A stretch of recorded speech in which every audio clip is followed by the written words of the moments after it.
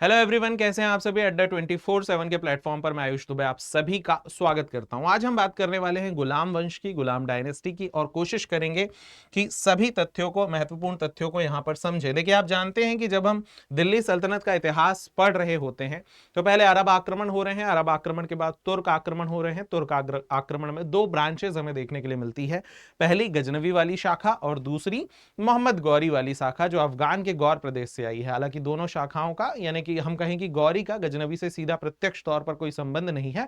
गौरी का ही फिर एक सेनापति है जिसका नाम है कुतुबुद्दीन ऐबक, जो जाकर 1206 में एक नए वंश की स्थापना करता है जिसे गुलाम वंश या ममलूक डायनेस्टी हम कहते हैं।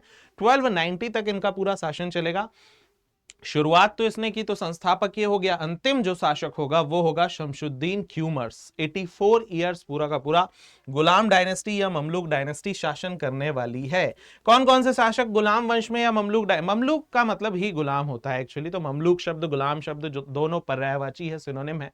सबसे पहले कुतुबुद्दीन ऐबक आएगा। कुतुबुद्दीन ऐबक के बाद कुछ समय के लिए, बहुत ही कम समय के लिए, आराम सा लगभग 8 माह के लिए शासन बनेगा। उसके बाद इल्तुतमिश आएगा और इल्तुतमिश ही वास्तविक संस्थापक हम कह सकते हैं। तो संस्थापक तो कुतुबुद्दीन ऐबक हो गया, लेकिन दिल्ली सल्तनत का वास्तविक संस्थापक इल्तुतमिश है। क्यों? क्योंकि बहुत सारे ऐसे कदम वो उठा रहा है जो दिल्ली की स्वतंत्रता के लिए, नव शैशव दिल्ली है, जो नए वंश की स्थापना हो रही है, उस नए वंश के विकास के लिए बहुत ज्यादा आवश्यक है। कुछ समय के लिए रुकनुद्दीन फिरोज है, फिर रजिया सुल्तान है। रजिया सुल्तान पूरे दिल्ली सल्तनत की, पूरे मध्य भारत के इतिहास में हम जब देखें तो केवल एकमात्र मुस्लिम शासिका जो सुल्तान के रूप में हमें देखने के लिए मिल रही है, रजिया। कुछ समय के लिए बहराम शाह आ रहा है, अलाउद्दीन मशहूद शाह है, नासिरुद्दीन महमूद है। इसके बाद एक थोड़ा ताकतवर शासक हमें देखने के लिए मिल रहा है जो सत्ता को वापस से मजबूती प्रदान कर रहा है, जो है बलबन। और बाद में फिर कमजोर उत्तराधिकारियों के रूप में कैकुबाद और क्यूमर्स देखने के लिए मिलेंगे। और कैकुबाद क्यूमर्स के बाद खिलजी क्रांति होती है और खिलजी वंश आ जाता है। तो ये गुलाम वंश की प्रमुख प्रमुख बातें हैं। जो पूरा गुलाम वंश है, जो पूरी ममलूक डायनेस्टी है, उसको 3 सब डायनेस्टीज में, 3 उपवंश में बांटा जाता है। एक है कुतुबी वंश, एक है शमशी वंश, एक है बलबनी वंश। मुख्य तौर पर देखें तो कुतुबी वंश 1206 से 1211 तक है, जिसका प्रमुख शासक कुतुबुद्दीन ऐबक ही है। शमशी वंश 1211 से 1266 तक है, जो इल्तुतमिश और उसके उत्तराधिकारियों के रूप में हमें देखने के लिए मिल रही है। और बलबनी वंश में बलबन है 1266 से 1290 तक। 1290 वो समय है जहां पर गुलाम वंश का पतन हो जाता है। तो ये गुलाम वंश से जुड़ी हुई महत्वपूर्ण बातें हो गई भाई। अब अगर हम कुतुबुद्दीन ऐबक के बारे में बात करें तो देखिए, कुतुबुद्दीन ऐबक 1206 में ये शासक बन रहा है। इसके माता पिता तुर्किस्तान के तुर्क थे। तुर्की भाषा में ऐबक का अर्थ होता है चंद्रमा का स्वामी। तो तुर्की भाषा का शब्द है, अर्थ क्या हो गया? चंद्रमा का स्वामी। पहले निशापुर के एक काजी थे फखरुद्दीन, उन्होंने ऐबक को दास के रूप में खरीदा था, बाद में बेच दिया गया और गौरी ने गजनी से खरीद लिया था। और उसकी विशेषताओं से, गुणों से, योग्यता से प्रभावित होकर उसे अश्वशाला अध्यक्ष अमीर आखुर बना दिया। तराइन के दूसरे युद्ध में गौरी ने ऐबक को भारतीय प्रदेशों का सूबेदार बना दिया था। 1192 से 1206 तक जितने भी युद्ध हुए उसमें ऐबक गौरी के प्रतिनिधि के रूप में काम करता हुआ हमें दिख रहा है। अजमेर, कन्नौज, कालिंजर को जीतने का श्रेय इसी को है। और 25 जून 1206 जब मोहम्मद गौरी की मृत्यु हो गई तो ये लाहौर में एक नए वंश की स्थापना कर दे रहा है जिसका नाम है ममलूक वंश या गुलाम वंश। तो ये कुतुबुद्दीन ऐबक के बारे में महत्वपूर्ण बातें हो गई। सुल्तान की उपाधि धारण नहीं की, मलिक सिपहसालार की उपाधि उसने धारण की, ठीक है। और लाख बख्श उसे कहा जाता था, पील बख्श उसे कहा जाता था। कुतुब मीनार की नींव यानी शुरुआत इसने की थी, हालांकि पूरा करने का जो काम है वो इल्तुतमिश ने किया था। कुतुबुद्दीन ऐबक के बाद कुछ समय के लिए शासक बना था आराम शाह, लगभग 8 माह तक शासन करेगा, लेकिन आगे जाकर के जून 1211 में जूद के मैदान में इल्तुतमिश इसे हरा देगा और फिर इल्तुतमिश जो है दिल्ली सल्तनत की गद्दी पर बैठ जाएगा। इल्तुतमिश दिल्ली सल्तनत का वास्तविक संस्थापक है। शुद्ध अरबी सिक्का प्रणाली की शुरुआत ये कर रहा है। और इसके साथ जो महत्वपूर्ण बातें हैं ना उसकी, एक तो ये है कि राजधानी दिल्ली से लाहौर लेकर आएगा, नंबर 1। दूसरा ये एक दल चालीसा का गठन करेगा। दल चालीसा का क्या मतलब है? एक तुर्कान ए चहलगानी, ये देखिए चहलगानी चक्र या दल चालीसा, तुर्कान ए चहलगानी का एक गठन करेगा जिसमें इसके 40 गुलाम तुर्क सरदार हैं जो प्रशासन में, एडमिनिस्ट्रेशन में इल्तुतमिश की मदद करने वाले हैं। आगे चलकर बलबन इसको समाप्त कर देता है। और एक और महत्वपूर्ण घटना है इसके समय की, वो घटना है ये चंगेज खां, 1221 का वो समय है जहां चंगेज खां पीछा कर रहा है ख्वारिज्म के एक सुल्तान का जिसका नाम है मंगबरनी। और मंगबरनी इससे चंगेज खां से बचने के लिए दिल्ली सल्तनत के सुल्तान इल्तुतमिश से शरण मांग रहा है। इल्तुतमिश ने कूटनीति दिखाई, है ना, कूटनीतिक कौशल दिखाया, मंगबरनी को मना कर दिया कि देखिए भाई, दिल्ली अभी नवशैशव अवस्था में है, दिल्ली अभी विकास कर रही है, क्योंकि दिल्ली राजधानी यही लाया था, धीरे धीरे साम्राज्य इसका समृद्ध हो रहा है, समृद्ध या क्या कहें, मजबूत हो रहा है, प्रशासन मजबूत हो रहा है, तो ये कहीं ना कहीं दिल्ली को बचा लेगा चंगेज खां के आक्रमण से। तो ये भी इसका बुद्धिमत्ता या कौशल हम कहते हैं। ये देखिए, ये चंगेज खां का पूरा एम्पायर आपको मैप में दिखाई देगा। चंगेज खां की राजधानी आपको यहाँ ये काराकोरम के आसपास चंगेज खां की राजधानी है, ये भारत वाला क्षेत्र है, और ये ख्वारिज्म का शासक है ना, ये दिल्ली सल्तनत वाला पूरा क्षेत्र है, यहाँ से ये यहाँ पर आ रहा है और ये इसके पीछे आ रहा है, ये पूरी कहानी है। ठीक है, चंगेज खां के बारे में बात करें तो देखिए, चंगेज खां जिसका ओरिजिनल नाम तैमुजिन था, काराकोरम इसकी राजधानी है। कब से कब तक का समय है इसका?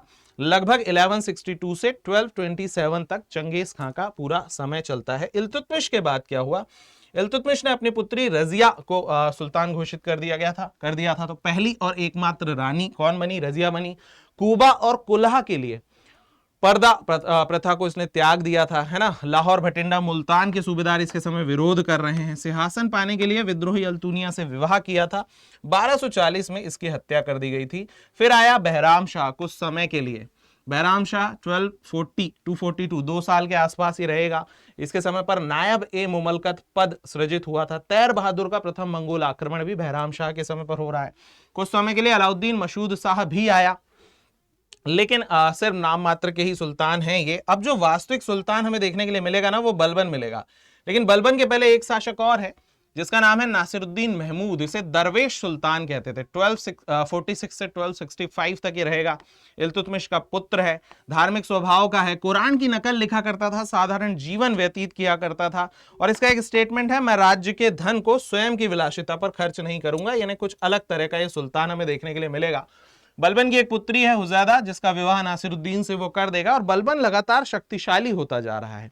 आगे चलकर जैसे इसकी मृत्यु होती है, बलबन सुल्तान बन जाएगा। और बलबन क्या करेगा? बलबन सबसे पहले जो साम्राज्य विघटित हो रहा है, क्या हो रहा है? डिसेंट्रलाइजेशन ऑफ पावर हो रहा है, शक्तियों का विकेंद्रीकरण हो रहा है। इल्तुतमिश के समय जो तुर्कान चहलगानी बनी थी, जो दल चालीसा बना था, अब उसके सदस्य भी, क्योंकि एक लंबा समय बीत चुका है, वो भी शक्तिशाली हो रहे हैं, किंग मेकर की भूमिका में आ रहे हैं कि सत्ता पर कौन होगा, गद्दी पर कौन होगा, ये भूमिका वो निभा रहे हैं। तो जब बलबन शासन में आएगा तो विकेंद्रीकरण को समाप्त करेगा, डिसेंट्रलाइजेशन ऑफ पावर को समाप्त करेगा, पावर को सेंट्रलाइज कर रहा होगा, ठीक है, शक्तियों का केंद्रीकरण कर रहा होगा, दल चालीसा को समाप्त कर देगा, लोहे एवं लौह एवं रक्त की नीति लेकर आएगा, सजदा एवं पाबोस की नीति लेकर आएगा। तो बलबन की नीतियां, बलबन गुप्तचर व्यवस्था को सुधार रहा है। तो बलबन बहुत सारी चीजें कर रहा है जिससे दिल्ली सल्तनत वापस संगठित हो रही है। दिल्ली के आसपास के जो मेवाती डाकू हैं उनका ये दमन कर रहा है, शेर खां को मार दे रहा है, जिल्ले लाही की दैवी उपाधि ये धारण कर रहा है, रक्त और लौह की नीति लेकर आ रहा है, तुगरिल खां के एक बंगाल विद्रोह को ये नष्ट कर रहा है, मंगोल आक्रमण के खिलाफ 4 किले बना रहा है, काम्पिल में, भोजपुर में, जलाली में, पटियाली में। तो बलबन ने वापस चीजों को क्या किया?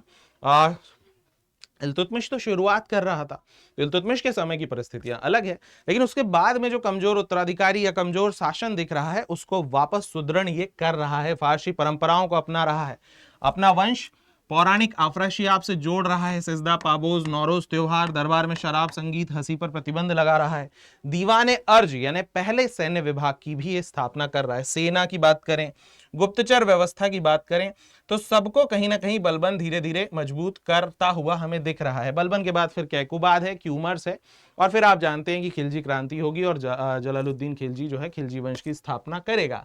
ये देखिए कुछ उपाधियां हैं दिल्ली सल्तनत के गुलाम वंश के शासकों की, जैसे कुतुबुद्दीन ऐबक को द्वितीय हातिम कहते हैं, लाख बख्श कहते हैं, कुरान खान कहते हैं, इल्तुतमिश को नासिर अमीर उल मोमिनीन कहते हैं, रजिया की उपाधि उम्दत उल निस्वा थी, और बलबन जो था वो लुक खां, जिल्ले लाही या नायब ए खुदाई कहलाता था। तो ऐसे फैक्ट आते हैं एग्जाम में, इंपॉर्टेंट है। कुछ कथन है अलग अलग इतिहासकारों के, जैसे इल्तुतमिश भारत में गुलाम वंश का वास्तविक संस्थापक है, ऐसा कौन कह रहा है? डॉक्टर ईश्वरी प्रसाद कह रहे हैं। आरपी त्रिपाठी का स्टेटमेंट है, इल्तुतमिश भारत में मुस्लिम राज्य का वास्तविक संस्थापक है। मिन्हाज सिराज नासिरुद्दीन महमूद को दिल्ली का आदर्श सुल्तान कह रहा है, जियाउद्दीन बर्नी बलबन को जनता का पिता नायक खुफिया कातिल कह रहा है, और निजामी क्या कह रहा है, ऐबक ने दिल्ली का खाका बनाया, इल्तुतमिश ने उसको दिशा दी। तो ये सभी महत्वपूर्ण बातें हैं भाई दिल्ली सल्तनत के बारे में। आप तैयारी कर रहे हैं, किसकी तैयारी कर रहे हैं, सीओटी पीजी की तैयारी कर रहे हैं, तो देखिए भाई अड्डा 24/7 के साथ आप जुड़ें और अड्डा 24/7 के जो कोर्सेज हैं उसके साथ जुड़ें, ठीक है। एक सेकंड रुकिए भाई, ये क्या हो गया इसको, अड्डा 24/7 की वेबसाइट पर आपको जाना है और जो हमारे कोर्सेज हैं उन कोर्सेज के साथ आपको जुड़ना है। देखो ऐसे आप जाएंगे और जैसे ही आप वेबसाइट पर जाएंगे इस पर क्लिक करेंगे तो आप सीयूटीपी ऑल कोर्सेज का आपको यहाँ पर ऑप्शन आ रहा है।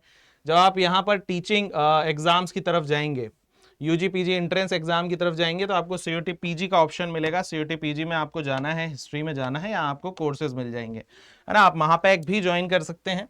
अल्टीमेट 3.0 बैच भी है जो लाइव बैच है, लाइव बैच में भी आप आ सकते हैं। महापैक में थोड़ा बेटर होता है। महापैक के साथ क्या होता है कि आपको जितने भी रिकॉर्डेड बैचेज हैं, जो अपकमिंग बैचेज हैं, वो सारे एक साथ यहाँ पर मिलते हैं, तो ये थोड़ा बेटर ऑप्शन होता है। बाकी आप अल्टीमेट बैच के साथ भी जा सकते हैं।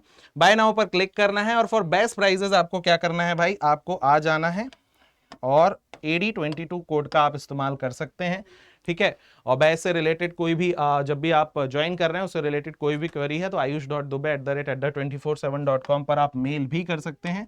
साथ में हमारी टीम का जो नंबर है आप उससे भी कांटेक्ट कर सकते हैं, 9667589247। तो ये नंबर है 9667589247। आप हमारी टीम से भी कांटेक्ट कर सकते हैं और बैच से रिलेटेड जो भी चीजें हैं आप उनसे जान सकते हैं। ये नंबर आपको यहां दिख जाएगा 9667589247। ये नंबर आपको यहां पर मिल जाएगा।